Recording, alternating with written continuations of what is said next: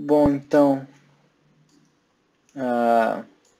começando o seminário de hoje, pessoal, e a gente vai talvez terminar essa parte aqui, ó.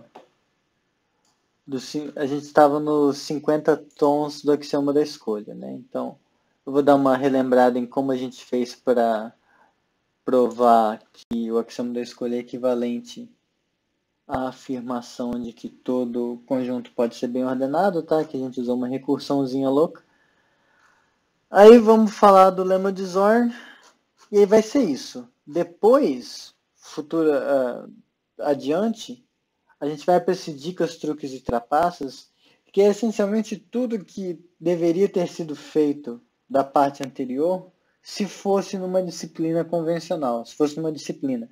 Ver propriedadezinha de distributiva, de não sei o que, de inclusão, e essas coisas todas que ficam, às vezes, atrapalhando a gente a avançar porque é interessante, e que eu não fiz porque eu quis fazer as coisas que são mais urgentes de saber antes, só que essas coisas todas vão ser vistas depois. Então, a falta de exercícios, por assim dizer, de demonstraçõezinhas e coisas feitas nos seminários anteriores, vai ser tudo suprido na partir de semana que vem, que a gente vai atacar a última sessão desse capítulo, tá?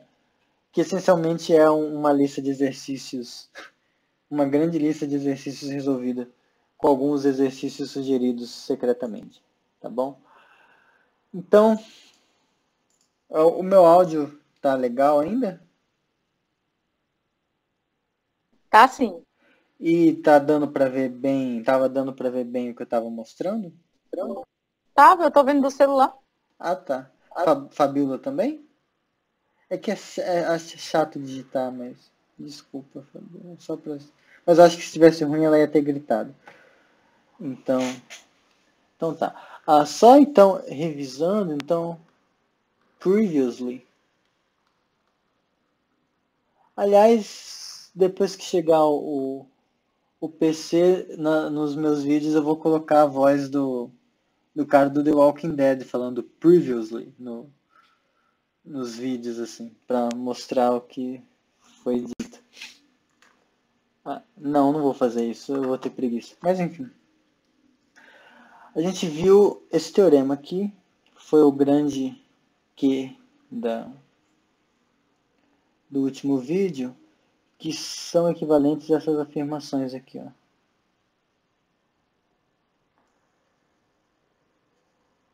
São equivalentes em ZF.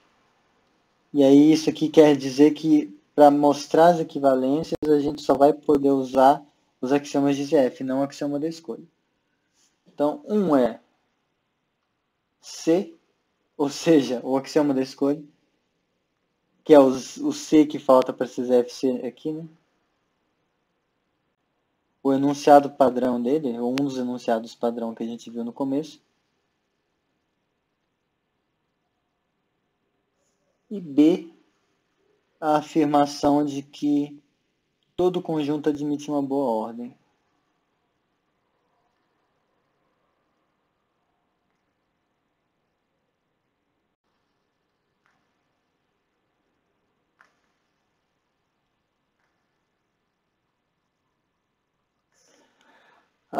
O B implica C, a gente já tinha feito bem antes. BB implica C, B implica A, a gente já tinha. É que A é igual a C, né? Porque C é do axioma da escolha. Eu vou comprar uma bateriazinha para fazer isso durante o vídeo. B implica C, A gente já tinha visto. E aí o problema era para A implica B, tá? Só para lembrar. E aí a ideia da prova do A implica B foi a seguinte. A gente fixou... O que a gente queria mostrar era que, então, dado o que a gente quer mostrar com A, dado um conjunto X, queremos uma boa ordem em X. Só isso. A gente quer mostrar que existe uma boa ordem nesse vagabundo, uma boa ordem.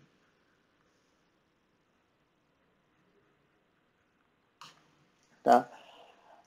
Aí o truque foi, a princípio, esse aqui. A gente chama de A, o conjunto das partes de X, sem o conjunto vazio, ou seja, é a família de todos os subconjuntos não vazios do X.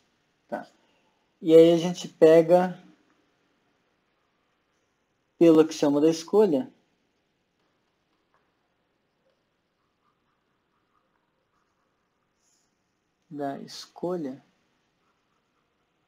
Deixa eu só testar se está funcionando um negócio aqui. Ah, consegui configurar mesmo. Agora eu não preciso ir lá em cima para pegar a borracha. Pelo axioma da escolha, existe uma função escolha. Existe uma função que sai, uma função f, que sai desse conjunto A cursivo e vai na união dele. Mas essa união dele é o próprio, tá dentro do, é o próprio x, né? A gente pode pensar assim. Mas o que importa é que ela pega cada azinho aqui dentro e manda num f. A imagem do A pertence ao próprio A. É isso que ela faz, ela escolhe um em cada um. Aí a ideia era usar isso aqui com uma recursão esperta para conseguir montar uma bijeção do x com um número ordinal. Aí o que a gente fez, cadê? Foi, deixa eu deixar aberto aqui. Só para eu não me embananar, eu vou colar.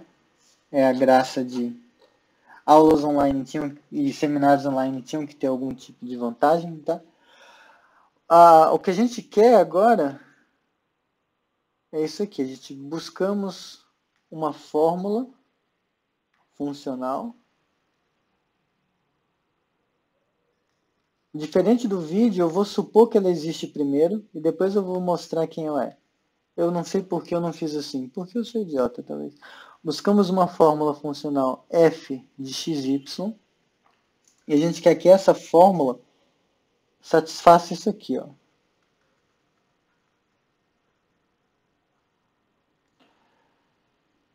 Vai satisfazer esses dois critérios. Quando a gente... aliás, deixa eu colocar isso em outra lousa para ficar com mais espaço. Tá. A ideia, então, satisfazendo para cada ordinal alfa,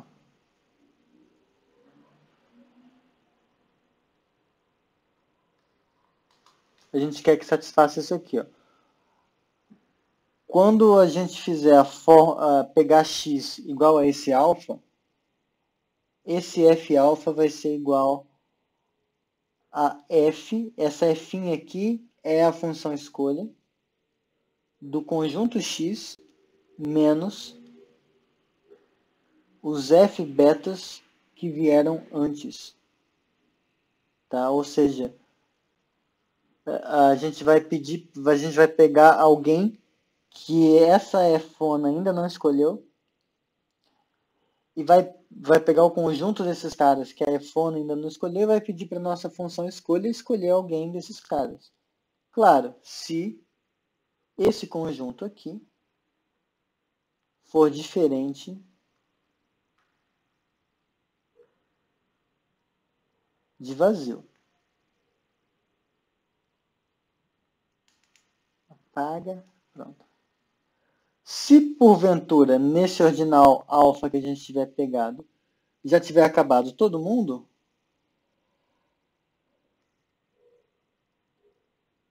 a gente vai pedir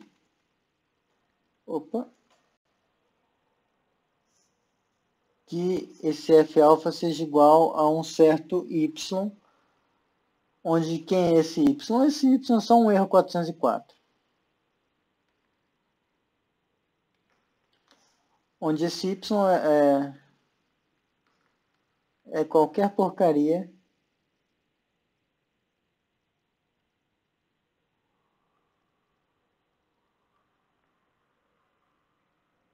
que não pertence a x.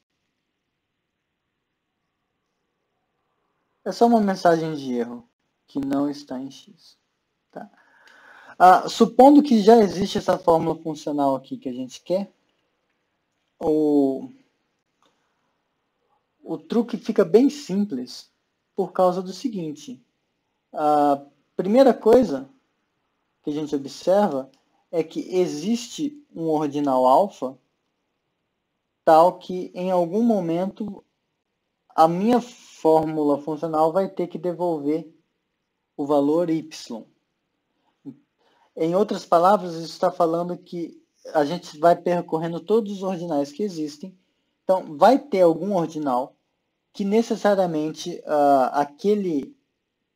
esse caso aqui, isso aqui vai ter que ter dado vazio. Tá? Porque se não desse vazio, ia dar alguém que pertence ao x e que, portanto, é diferente do y. Tá? Então, a ideia, tem que existir esse cara. Por que não? Por que tem que acontecer? Se não, significa que, pelo modo como essa fórmula é tomada, significa que esse f alfa pertence a x para todo alfa. Então, para todos os ordinais que a gente pegou, que existem, todos os ordinais da teoria dos conjuntos, quando a gente faz f alfa, essa desgraça está caindo dentro de x. Então, em certo sentido, o que a gente fez vamos chamar de ordem esse negócio aqui, alfa, tal que alfa é ordinal.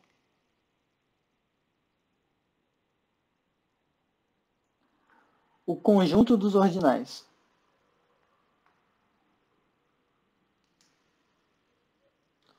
O problema é que isso não é um conjunto, mas eu já entro nessa parte, porque eu acho que eu não cheguei a mencionar isso para vocês ainda.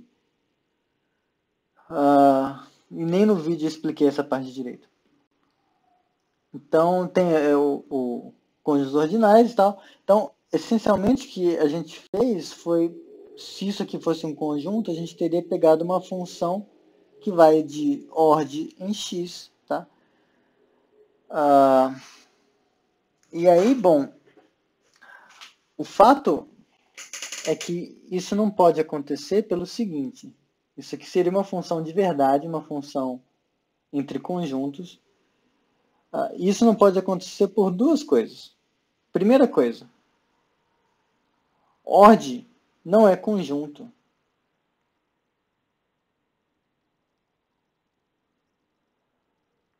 Pois, se fosse um conjunto de ordinais, ele mesmo seria um ordinal, tá? Porque ele vai ser transitivo com a relação de pertinência e vai ser bem ordenado, então ele seria um ordinal. E aí a gente ia ter isso aqui, ó. A gente ia ter ordem pertence a ordem. E isso não pode acontecer. Então, o conjunto, isso aqui não é um conjunto. Tá? Isso não é um conjunto. É uma classe, mas a gente um dia vai chegar nesse negócio de classe, mas se fosse o caso de que f alfa pertence a x para todo alfa, a gente ia conseguir provar que ordem é um conjunto. A gente simplesmente faria isso aqui, ó. A gente pegaria para cada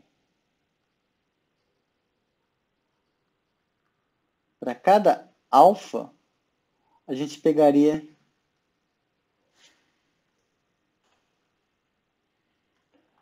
a gente observa que existe um único x que pertence a x, tal que f alfa é igual a x, tá? Por que isso? Porque essa correspondência ela é injetiva. Ó, cadê? O f alfa Nota que o F-alfa, ele é alguém que a minha função escolha pegou no conjunto de todos os caras que não foram escolhidos antes. Então, se a gente pega um alfa menor que beta,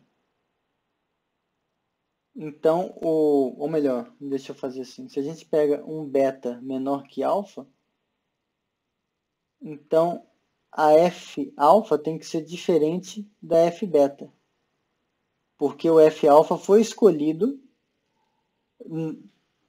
de modo a ser diferente dos anteriores, em particular do F-beta. Então, é uma correspondência injetora. Tá? Então, nesse sentido, por isso, para um certo alfa, só vai ter um x que foi escolhido, tal, que faz isso. Então, fica bem definido, a gente pode xingar esse x como sendo... A gente pode fazer isso aqui, ó. Ou melhor, eu fiz o que queria dizer era o contrário, né?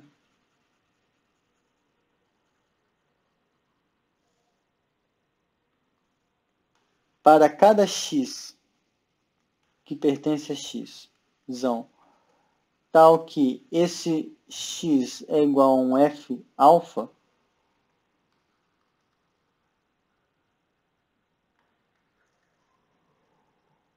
esse alfa é único.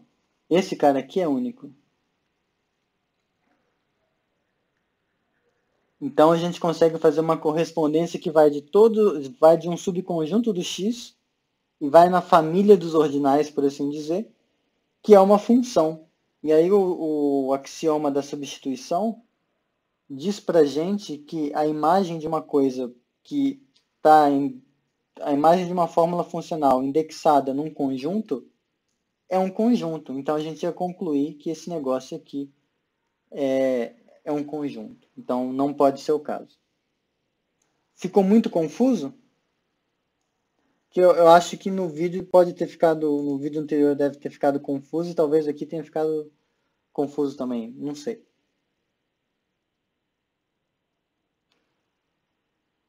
Não, deu para acompanhar. Ah, legal.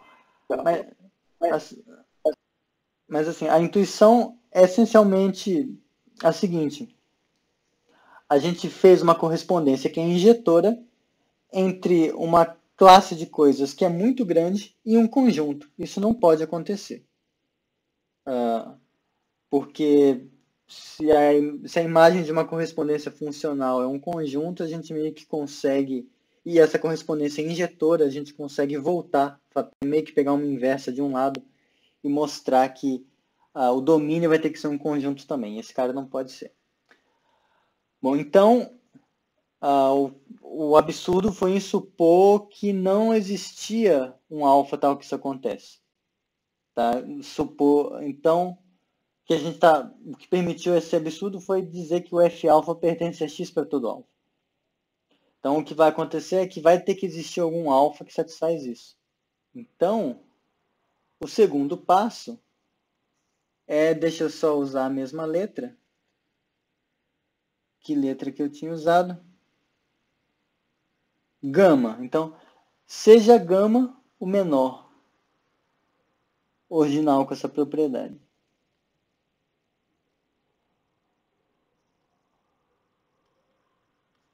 Tal que f de gama é igual a y. Esse tipo de coisa a gente pode fazer por conta da versão geral do teorema da indução, tá? Que é esse aqui, ó. Cadê? É indução sobre ordinais. Que a gente tinha visto como que era uma indução quando o conjunto, onde você estava olhando a propriedade, era um conjunto bem ordenado. Só que você pode fazer para uma fórmula onde o x está percorrendo os ordinais. Tá? E aí vai valer a mesma coisa. Se você tem Ah, não, secretamente eu estou usando outra coisa aqui. É equivalente a isso, mas... tá, tudo bem. Compensa colocar aqui.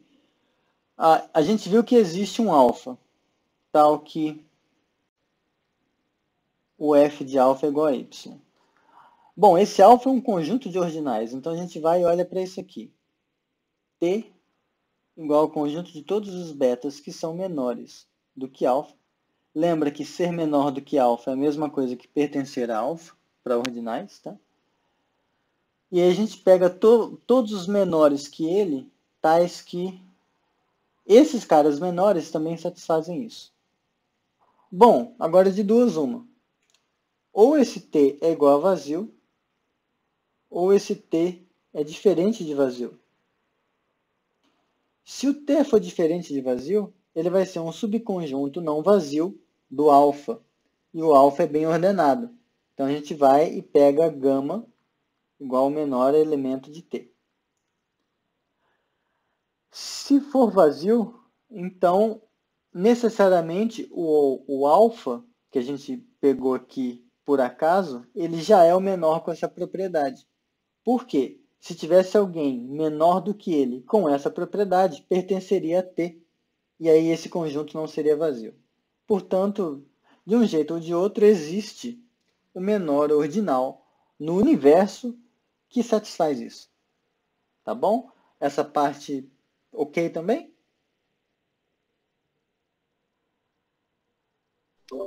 Repete, por favor, esse comentário que você fez, que eu me perdi um pouquinho. Tudo bem.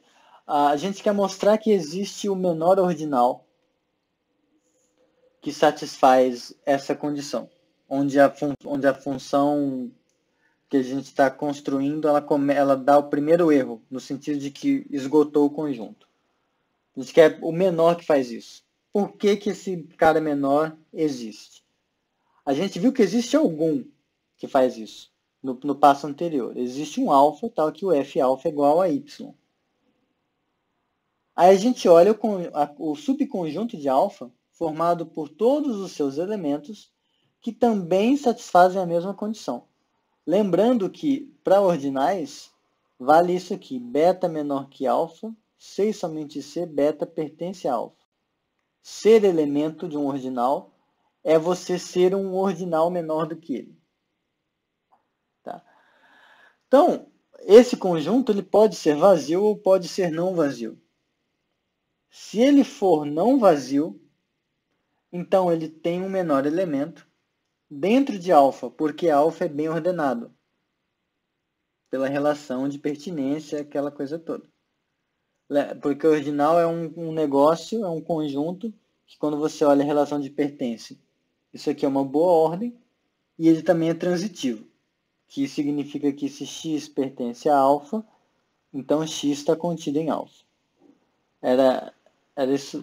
Então tem que satisfazer essa condição para todo x, e o pertence tem que ser uma boa ordem. Estrita. Mas tá.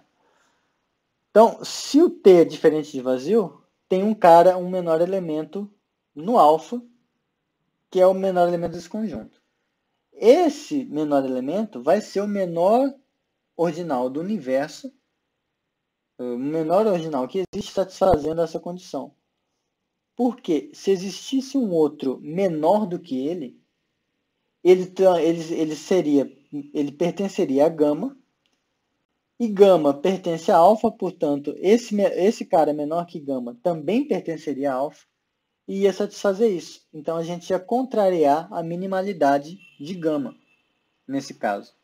Portanto, se T é diferente de vazio, esse menor elemento é o cara que a gente está buscando. Agora, se o T é vazio, significa que, coincidentemente, a gente já pegou o menor ordinal que existe com essa propriedade. Porque se existisse alguém menor do que o alfa com essa propriedade, então ele estaria em T. E T seria diferente de vazio. Mas a gente está no caso em que T é vazio. Melhorou? Sim. Ok. Bom, agora acabou pelo seguinte. Acabou porque a gente já viu que essa correspondência F alfa, ela é tal que se você pega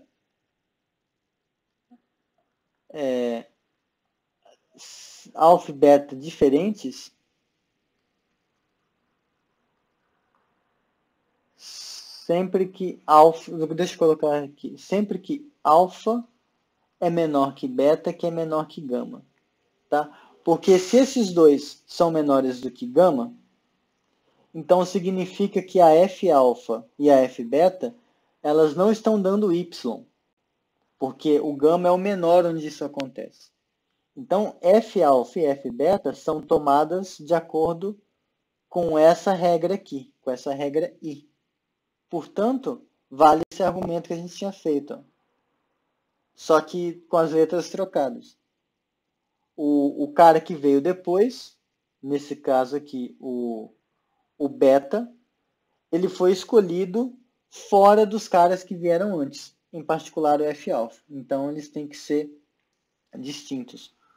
Portanto, isso mostra para a gente que essa correspondência aqui, ó, que sai do gama e vai no X, e manda cada alfazinho no F, no Fão de alfazinho. Nossa, agora eu estou falando a letra grega minúscula no diminutivo. O pessoal vai ficar super feliz. Enfim, há quem entendeu a piada nesta sala, que eu sei. Acho que 2 pessoas, acho que todo mundo entendeu. Enfim. Sim, vou dizer que sim, pra você ficar feliz. Muito obrigado, muito obrigado. Tá, então essa correspondência aqui ela é injetora. Então a gente conseguiu uma injeção de um número ordinal no X. Só que não só isso, ela também é sobrejetora.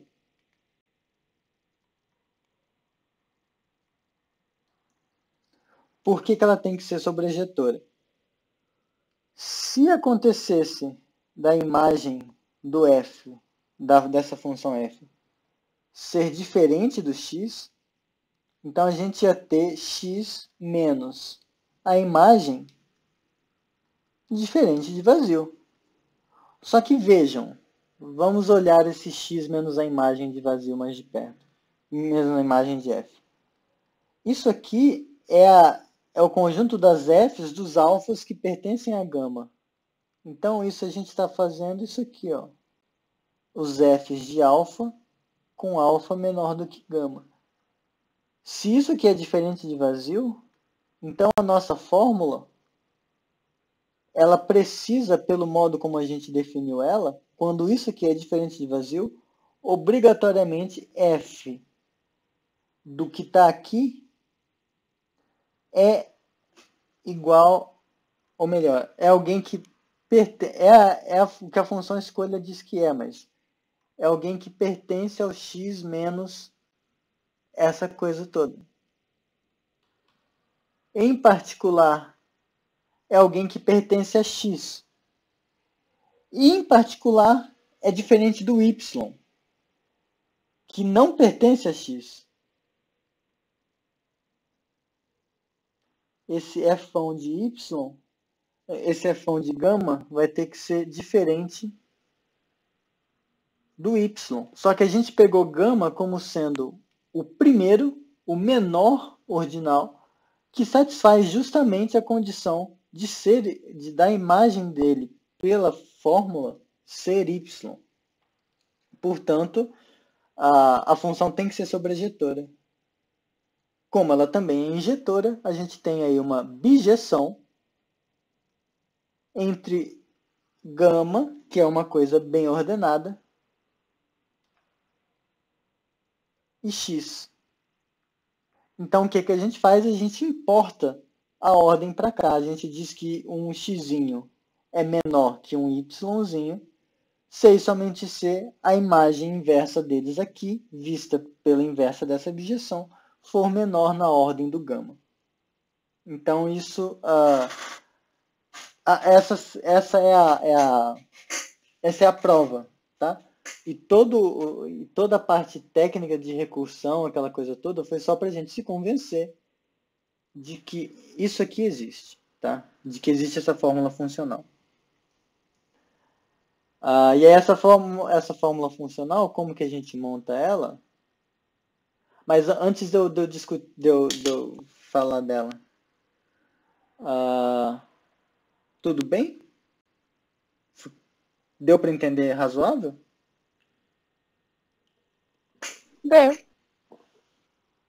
Legal. É legal esse resultado, eu achei ele muito bonitinho. Zermelo gênio. Então, a ideia para definir a fxy, primeiro a gente pega isso aqui, ó. A gente monta uma g de xy, tá? Que isso vai usar uma outra forma de recursão.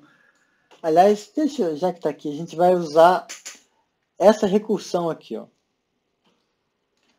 Se g de xy é uma fórmula funcional, então a gente consegue montar uma outra fórmula funcional, tal que o f de alfa é igual ao g dos f's que vieram antes.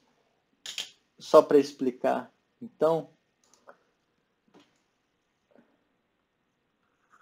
lembra que a gente tinha visto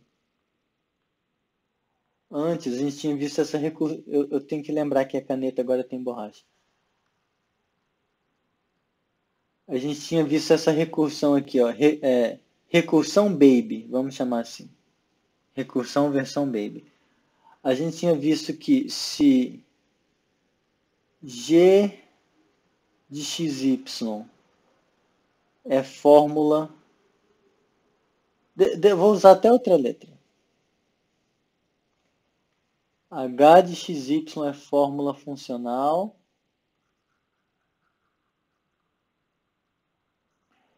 E aí W é bem ordenado. Mas W bem ordenado é ser um conjunto, né? Bem ordenado. Então existe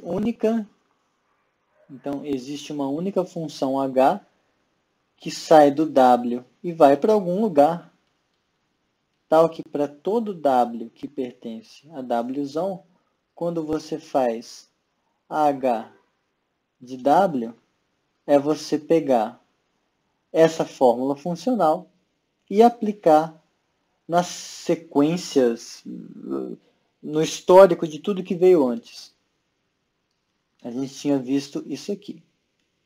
Os menores que W. Daí, o que eu fiz no início do último vídeo? Foi meio que mencionar como que a gente usa isso, mas sem muita atenção, porque depois a gente vai conseguir verificar isso de modos mais claros. Mas a recursão full é assim. A gente tem uma fórmula funcional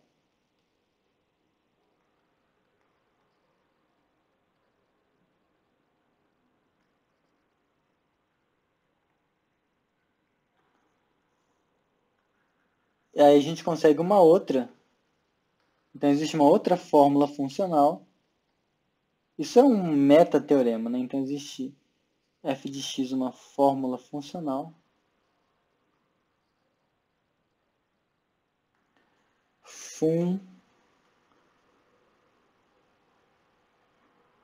Funcional tal que quando a gente faz f aplicado num ordinal alfa, é a mesma coisa que eu pegar essa fórmula funcional g e aplicar na sequência de todos os f's de beta que vieram antes do alfa. Então, no fundo, é a mesma coisa que o anterior. Aqui era uma H, só que aqui a gente estava saindo de um conjunto bem ordenado. Aqui, o que a gente meio que está fazendo é definir a f como sendo uma função, entre aspas, que sai da classe dos ordinais e vai para algum lugar e satisfaz isso. Porque a classe dos ordinais, embora ela não seja um conjunto, ela é bem ordenada. É verdade que qualquer conjunto não vazio de ordinais tem um menor elemento e é transitiva. Então, aliás, não. e é bem ordenado, e é totalmente ordenado. Você tem uma ordem entre quaisquer ordinais que você consegue comparar. Então, moralmente, quando você olha todos os ordinais, eles formam uma coisa que se comporta como se fosse um conjunto bem ordenado. Então, meio que você consegue definir uma função por recursão em cima de todos os ordinais. O problema é que isso não vai ser uma função. Vai ser uma fórmula funcional, mas você consegue.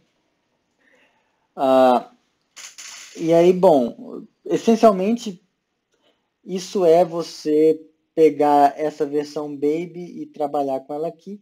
Não vem ao caso discutir ela de novo agora, mas aí no caso, para a gente construir aquela f que a gente tinha no teorema, basta a gente cozinhar uma fórmula funcional G adequada. E a fórmula G adequada era essa aqui, ó. G de xy, deixa eu colar, porque eu tenho muita preguiça de pensar nessas fórmulas. Ela é dada por isso aqui. A gente vai dizer o y que vai tornar ela verdadeira para um certo x vai ser a imagem da função escolha que a gente tinha travado. Do x menos a imagem de x. Se x é função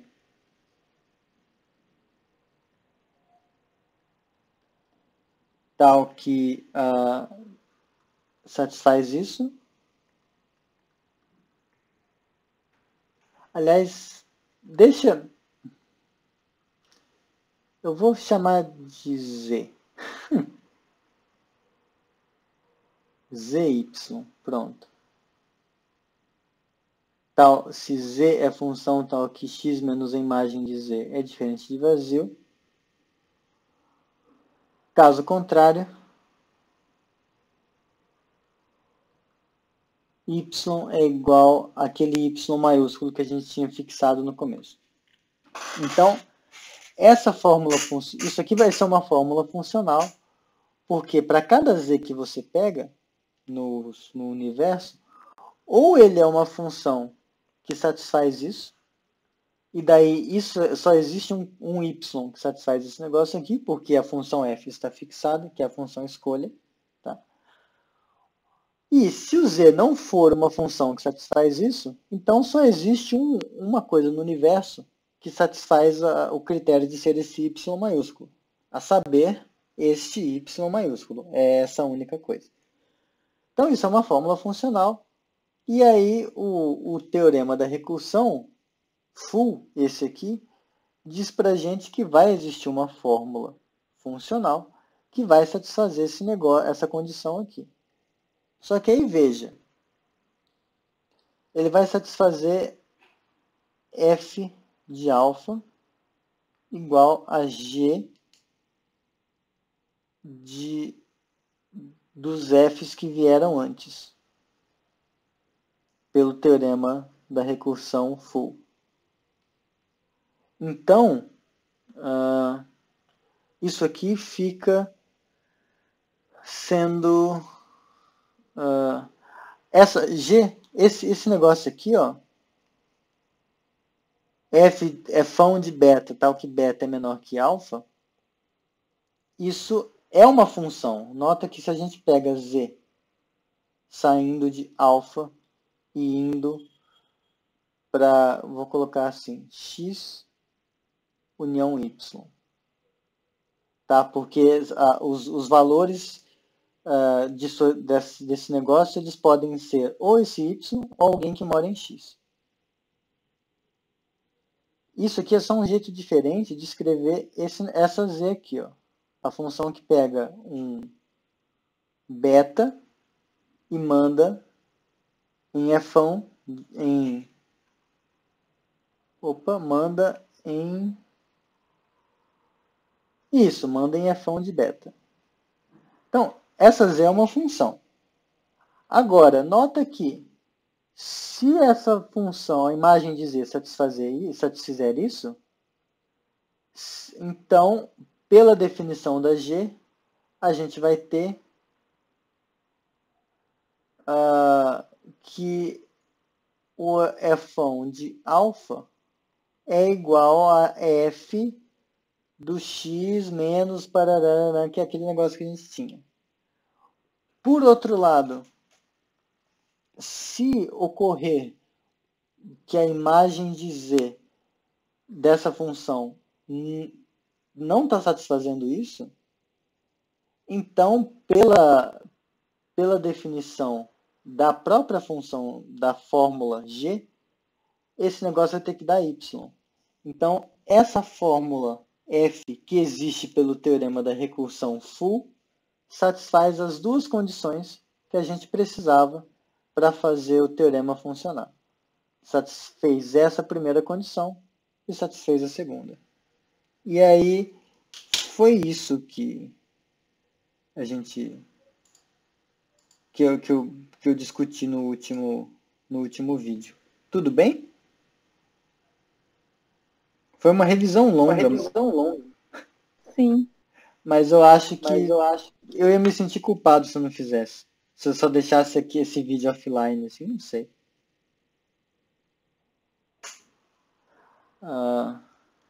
Mas aí, só para então, finalizar hoje, agora que a gente já reviu esse, a gente ataca então um outro, né? Que são equivalentes. Ou pelo menos eu dou a ideia da prova, que não é difícil. Em ZF são equivalentes o axioma da escolha e um negócio chamado de lema de Zorn.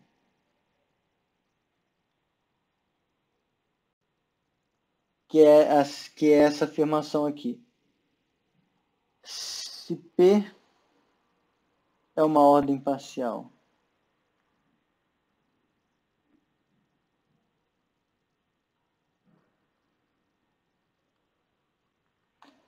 em que toda a cadeia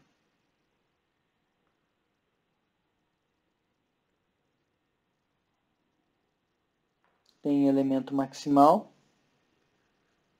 Opa, tem limitante superior, tô bêbado. Tem limitante superior.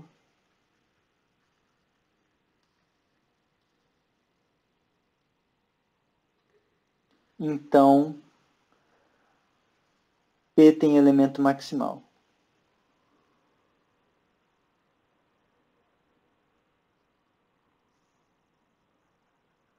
Tá, então tem algumas coisas aqui que carecem de algum comentário. A cadeia, limitante superior e elemento maximal. Antes da gente mencionar. Voltar. Cadê? Certo. Deixa eu só ver se eu não se... por alguma bobagem técnica, eu peço que a ordem seja diferente de vazia. Mas se você ajusta um outro negócio, não precisa pedir, mas é um ajuste que é razoável, tá? Porque o vazio é uma ordem parcial. Mas não vai ter o elemento maximal. Tudo bem, vamos deixar assim. Vamos por partes, então. Eu fiz aquela bagunça de novo de criar a lousa fora de ordem. Tudo bem. Então, ordem parcial a gente já sabe o que é, tá? Mas só lembrando, P é ordem parcial.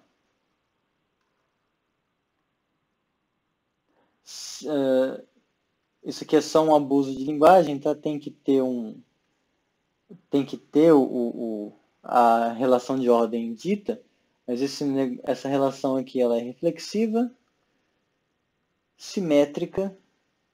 antissimétrica e transitiva. Então é x menor ou igual que x x menor ou igual que y e y menor que x, então x igual a y, e x menor ou igual que y e y menor ou igual que z, então x menor ou igual que z. A cadeia é um subconjunto totalmente ordenado. Subconjunto onde vale a tricotomia, vou colocar assim, onde vale tricotomia, que é o nome pomposo. Ou seja, para todos x e y que pertencem a C, onde C, como a letra sugere, é o subconjunto que eu estou falando, que é cadeia, tá? Então, cadeia é um subconjunto da ordem parcial, tá? Então, que para todo x e y em C ocorre x menor ou igual que y ou y menor ou igual que x. Então, você sempre consegue relacionar dois desses caras. Se a ordem fosse estrita, aí a gente ia aqui esse tricotomia porque implicitamente tem um terceiro, isso aqui seria dicotomia, né? Ou um é menor ou igual que o outro, ou outro é menor ou igual que um. Só que é porque a gente está pensando nesse caso aqui, ó.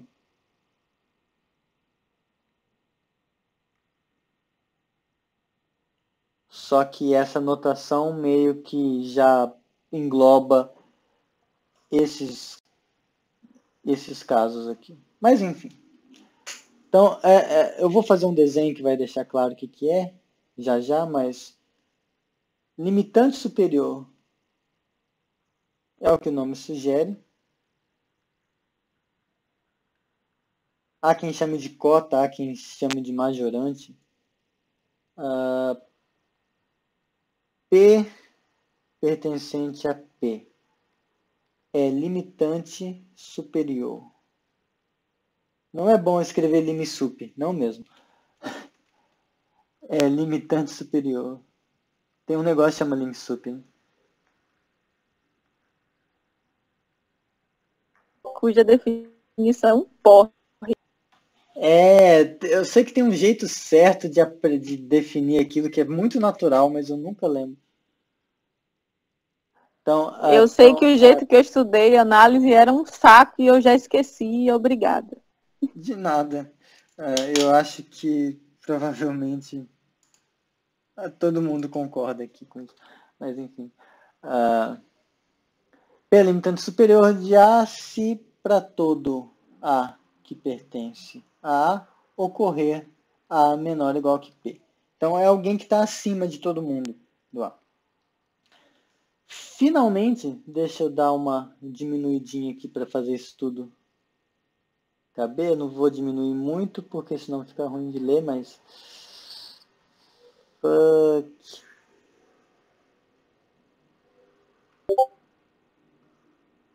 Opa, alguém colocou alguma coisa. Travou tudo aqui. Poxa. Eita. Hip. No meu deu uma travada também, mas foi rápida. Tá, mas ela chegou até a cair.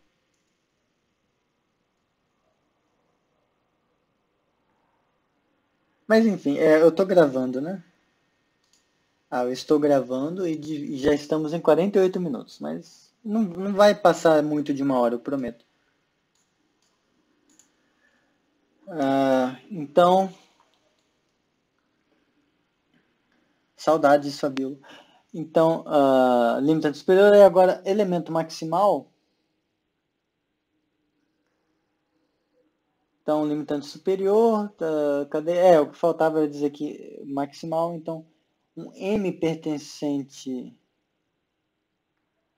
a P é maximal,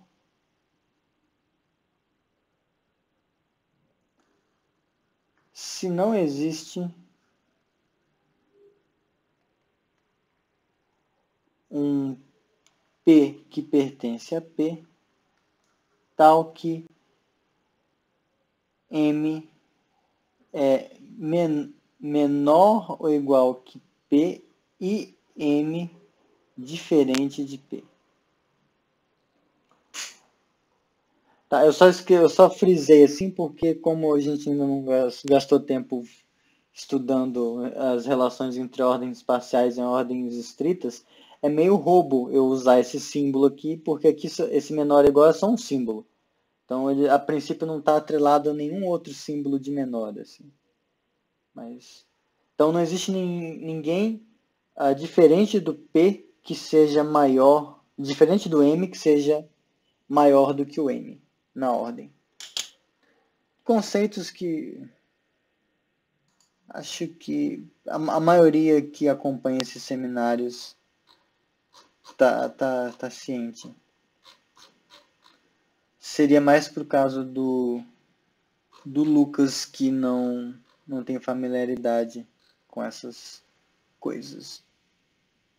Mas enfim, então o desenho do que o lema de Zorn está falando, essencialmente é isso aqui. Ó. Você tem uma ordem parcial. Ordem parciais a gente meio que pode interpretar como se fossem umas coisas que chamam grafos, umas malhas loucas. Então, se a gente sempre que a gente tiver A menor ou igual que B, por exemplo, a gente vai escrever o A embaixo, por exemplo. Ou A para a esquerda. Então, A aqui e B aqui. Tá? Então, pode ser que essa coisa bifurque assim, venha para cá. E aí ele vai fazendo umas entremeadas loucas, ele vai fazendo umas coisas bem estranhas assim, tá? Só precisa tomar cuidado que, por exemplo, se fechar um ciclo, se fechasse um negócio assim, ia provavelmente ferrar a transitividade ou a antissimetria, alguma coisa assim. Mas então ela vai espalhando, deixa só tomar cuidado então para não encostar. Mas vai ramificar, ela pode possivelmente ter diversas ramificações, tá? Você pode pensar como se fosse uma árvore, se você quiser, na ordem parcial. Ela possivelmente vai ser infinita e vai ser uma coisa que nem precisa ter raiz, bem louca, bem doidona, assim. Mas aqui está a nossa ordem parcial crescendo a todos. Aí, vejam, o enunciado do que a gente xingou de lema de Zorn, que por eu ser idiota ficou perdido aqui, no slide 4, depois vou mudar de lugar, ele diz que se você tem uma ordem parcial, então pensa em árvore, em que toda cadeia tem limitante superior, então P tem um elemento maximal. Então, a gente já está pensando na ordem parcial como se fosse uma árvore. O que é uma cadeia, então, nessa árvore? Uma cadeia na árvore é um pedaço dessa árvore, um galho, um ramo, alguma coisa, um pedaço dessa árvore, onde todo mundo é comparável entre si. Então, por exemplo, aqui, ó, esse negócio aqui é uma cadeia. Porque ó, esse está comparável com esse, que está comparável com esse, que está comparável com esse, que está comparável com esse. Se eu acrescento esse sujeito aqui, lascou, porque esses dois não são comparáveis. Então deixa de ser uma cadeia. Tá? Então, uma cadeia é um galho na árvore. Agora, ele diz o seguinte. Então, se você está numa ordem parcial, onde toda cadeia admite limitante superior. Limitante superior, então, nesse caso, é você... Por exemplo, nesse desenho que eu fiz, um limitante superior seria esse cara aqui. Ó. Porque ele é alguém da sua árvore que é maior ou igual que todo mundo que veio antes. Só que a gente poderia, em vez de ter pegado essa coisinha, eu devia ter pensado em copiar isso antes. Mas eu vou desenhar uma outra árvore aqui. A gente poderia ter uma coisa assim, ó. Tan, tan, tan, tan, tan. Ok, aqui, veio para cá, e elas são infinitas, então isso aqui pode ter umas reticências, a gente nem tem ideia de como está vindo para cá. Aí esse cara vem aqui, ele diz que sempre que você pega um galinho, um negócio, uma cadeia bem ordenada, uma cadeia totalmente ordenada, cadeia totalmente ordenada, mas assim que você pega uma cadeia, tem um limitante superior. Então, poderia ser o caso que você pegou um negócio infinito aqui. Ó. Você pode ter pegado esse aqui, que vem para cá, e aí tem essas reticências aqui que você não sabe o que dá com elas. Mas independente de como as coisas vão se bifurcar e trifurcar, sei lá que diabo vai acontecer aqui,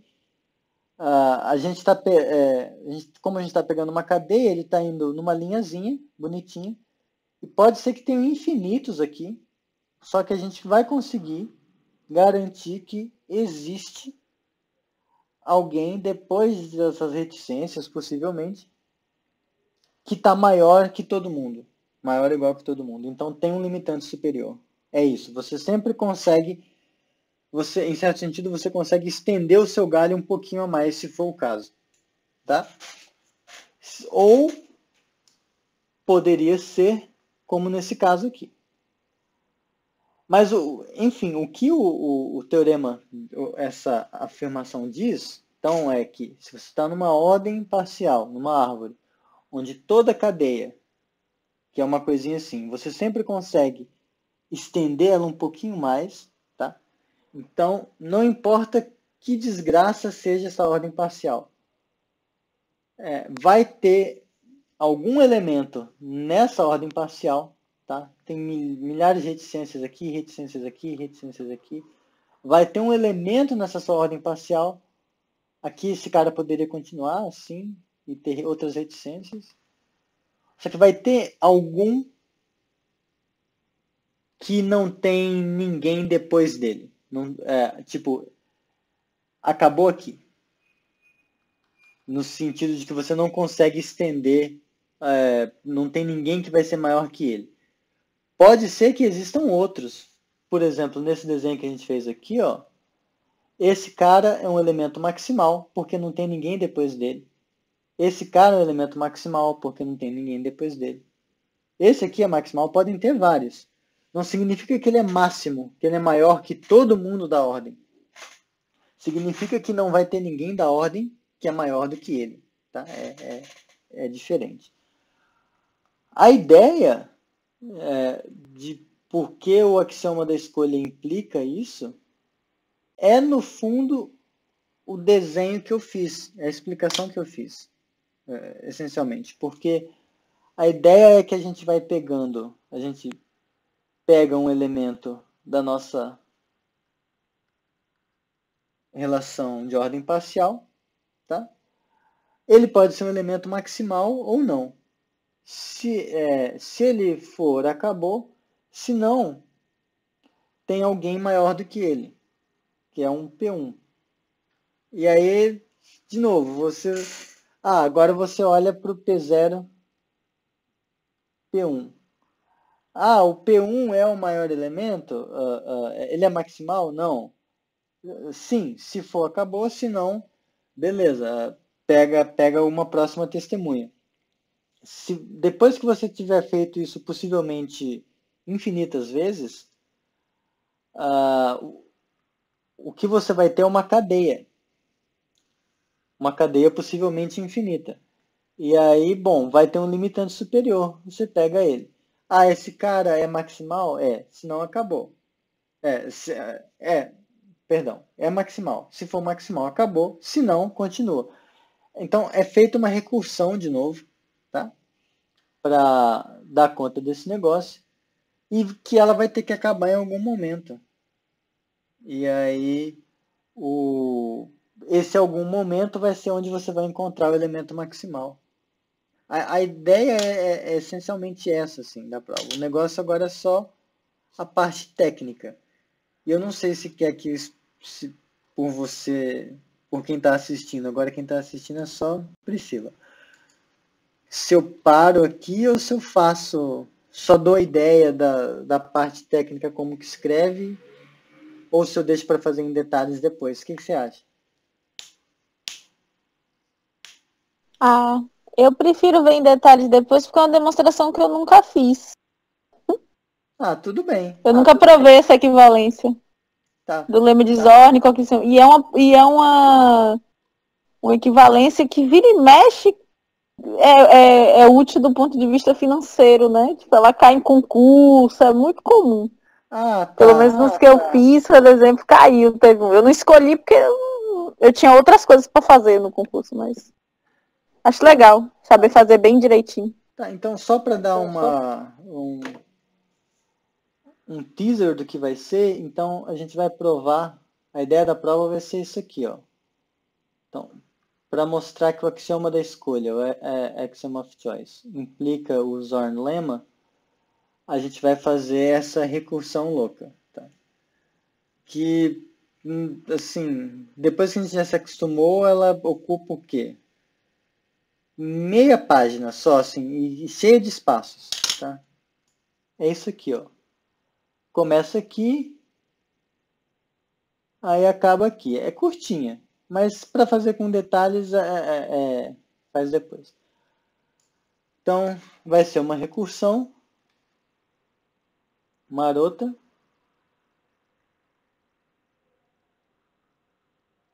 Que no fundo é a única coisa que a gente ia ter como fazer, né? E depois, para mostrar o Zorn lemma implica o axioma da escolha, axiom of choice, vamos deixar simétrico, a gente vai mostrar que, de fato, a gente vai pegar meio que a gente vai fazer P igual a funções escolha parciais. Então, assim, vão ser funções escolha. Tá, claro, isso aqui não é a definição precisa, mas só para dar uma ideia. A gente vai pegar a família de todas as funções que quase são função escolha no conjunto, mas que elas não são função escolha no conjunto todo, mas que elas funcionam como uma função escolha num subconjuntinho, tá? E a gente consegue fazer isso porque a gente consegue fazer isso para quando é finito, por exemplo, né? A gente consegue. Aí isso aqui a gente vai botar uma relação de ordem parcial e adivinha só, toda cadeia aqui dentro vai ter com essa ordem parcial vai ter um limitante superior, que vai ser simplesmente a união da cadeia, que quase sempre assim, que a gente vai ter funçõezinhas parciais, uma estendendo a outra, numa cadeia. Então, a gente meio que une elas todas, e como é uma cadeia, essa união vai ser uma função que vai estar bem definida. Então, vai ser um limitante superior. Daí, pelo lema de Zorn, vai existir um elemento maximal. Esse elemento maximal vai ser uma função escolha que não pode ser estendida. E ela vai ser uma função escolha, e o subconjunto no qual ela vai estar definida vai ser o conjunto todo. Então, a ideia da prova é essa. Mas a gente faz com 20 a 30 minutos com todos os detalhes. Mas aí, uma vez feito isso, teremos visto as 3 mais famosas versões do axioma da escolha. Tá? Inclusive tem essa frase bem legalzinha. O axioma da escolha é obviamente verdadeiro, o teorema da boa ordem é obviamente falso, e quem pode dizer qualquer coisa sobre o lema de Zorn? Né? É do Jerry Bona, de 1971.